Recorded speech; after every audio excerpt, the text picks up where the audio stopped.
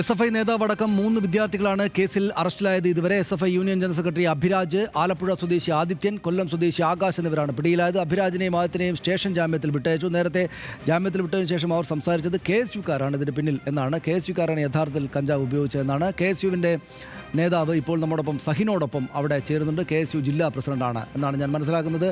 അവർക്ക് പറയാനുള്ളത് കേൾക്കാം. സഹിൻ, എന്താണ് അദ്ദേഹം പറയുന്നത്? സനീഷ, അതായത് ഇപ്പോൾ SFIയുടെ ആരോപണം എന്ന് പറയുന്നത് KSU പ്രവർത്തകരെ രക്ഷിക്കാൻ വേണ്ടി പോലീസ് നടത്തിയ ഒരു നാടകമാണ് ഇതെന്നുള്ളതാണ്. എന്തായാലും KSUവിൻ്റെ ജില്ലാ പ്രസിഡന്റ് കൃഷ്ണലാൽ തന്നെ നമ്മോടൊപ്പം ചേരുകയാണ്.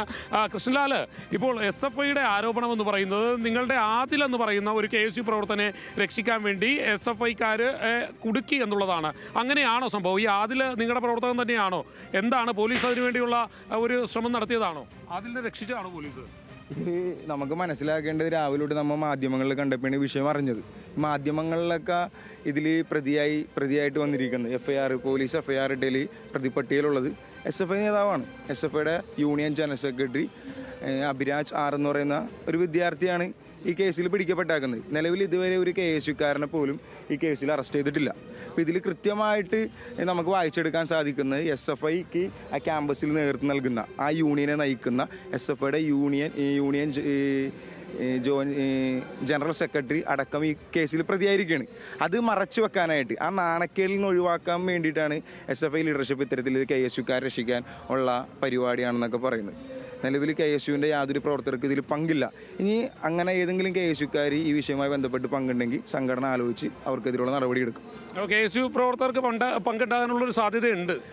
പങ്ക് ഉണ്ടാവാനുള്ള യാതൊരു സാധ്യതയില്ല. കാരണം ഇതിൽ നിലവിൽ അറസ്റ്റ് രേഖപ്പെടുത്തിയിരിക്കുന്നത് SFI നേതാവിനെയാണ് നിലവിൽ ഇതിൽ അറസ്റ്റ് ചെയ്തിരിക്കുന്നത്.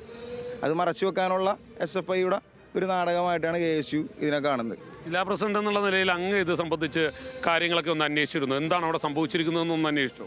ഞാൻ അവിടെ കോളേജിൽ പോയിരുന്നു. അവിടുത്തെ വിദ്യാർത്ഥികളായിട്ടൊക്കെ സംസാരിച്ച് ഞങ്ങളുടെ ലഹരിക്കെതിരെ ഞങ്ങളുടെ സംസ്ഥാന പ്രസിഡന്റ് നയിക്കുന്ന ജാഥ ഇന്ന് എറണാകുളം ജില്ലയിൽ എത്തുകയാണ്. UC കോളേജിലാണ് അതിൻ്റെ സ്വീകരണം. അപ്പോൾ അതിൻ്റെ തിരക്കുകളും മറ്റു കാര്യങ്ങളിലൊക്കെ ആയിരുന്നു. അത് കഴിഞ്ഞിട്ട് ഇതിനെപ്പറ്റി വിശദമായിട്ട് അന്വേഷിക്കും.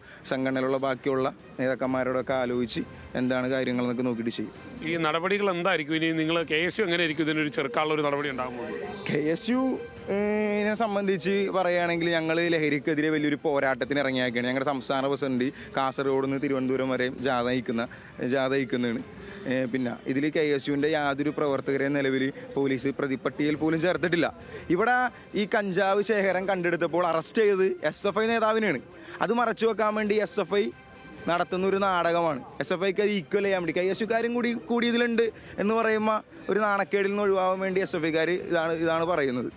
ഇതിൽ യഥാർത്ഥത്തിൽ ഇതിൽ പ്രതി ചേർക്കപ്പെട്ടതും അറസ്റ്റ് ചെയ്യപ്പെട്ടതും കേരളത്തിലെ ജനങ്ങൾക്ക് മനസ്സിലായിട്ടുണ്ട്. SFIയുടെ നേതാവാണെന്നുള്ള വസ്തുത കേരളത്തിലെ ജനങ്ങൾക്ക് മനസ്സിലായിട്ടുണ്ട്. ഞങ്ങൾ ബാക്കി കാര്യങ്ങളൊക്കെ ഒന്ന് അന്വേഷിച്ചിട്ട് അതിൽ വേണ്ട സമരങ്ങളുമായിട്ട് തുടർ സമരങ്ങളായിട്ട് ഞങ്ങൾ ഇറങ്ങും. ഇപ്പോൾ തന്നെ ഇതുതന്നെയാണ് സനീഷ മനസ്സിലാക്കാൻ കഴിയുന്നത്. അദ്ദേഹം പറയുന്നത് KSUക്കാരും ഉണ്ടാകില്ല, അതിനെക്കുറിച്ചൊരു അന്വേഷണം നടത്തും. ഇതുവരെയും നടത്തിയ അന്വേഷണത്തിൽ അങ്ങനെയില്ല.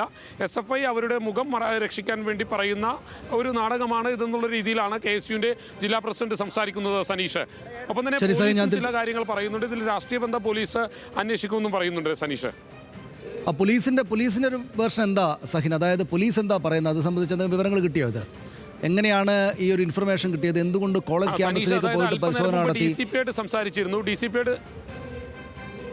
DCP ആയിട്ട് സംസാരിച്ചപ്പോൾ നമുക്ക് പറയുന്നത്, സനീഷ്, ഈ പിടികൂടിയിരിക്കുന്ന സംഘം എന്ന് പറയുന്നത് ഡാൻസ് ഓഫാണ്. ഡാൻസ് ഓഫ് പിടികൂടിയാൽ ഒരിക്കലും ഇത്തരത്തിൽ ഒരു വെച്ചുകെട്ടൽ ഉണ്ടാകില്ല എന്നുള്ളതാണ് മനസ്സിലാക്കാൻ കഴിയുന്നത്. കാരണം ഡാൻസ് ഓഫ് എന്ന് പറയുന്നത് കഴിഞ്ഞ കൊല്ലങ്ങളായി ജില്ലയിലുള്ള എറണാകുളം, പ്രത്യേകിച്ചും സിറ്റി പോലീസ് കമ്മീഷണറുടെ കീഴിലുള്ള ലഹരിയെ അടിച്ചമർത്തുന്നതിന് വേണ്ടിയുള്ള ഒരു സംഘമാണ് ഡാൻസ് ഓഫ്. അവർ ഷാഡോ പോലീസ് ആയിരിക്കും.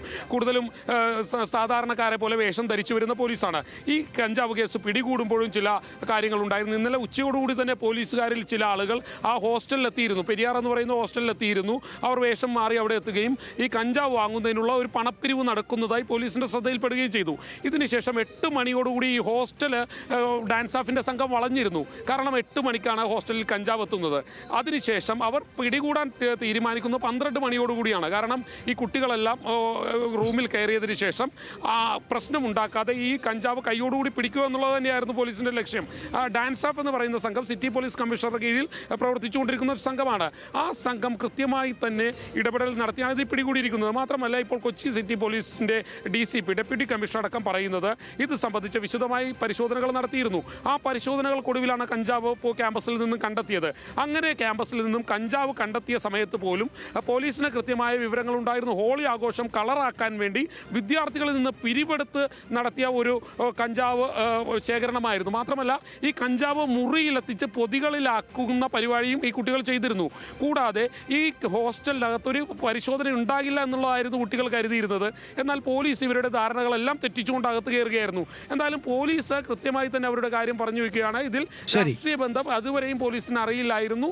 എന്നാൽ ശരി, ഞാൻ തിരിച്ചു വരാം സഹിൻ.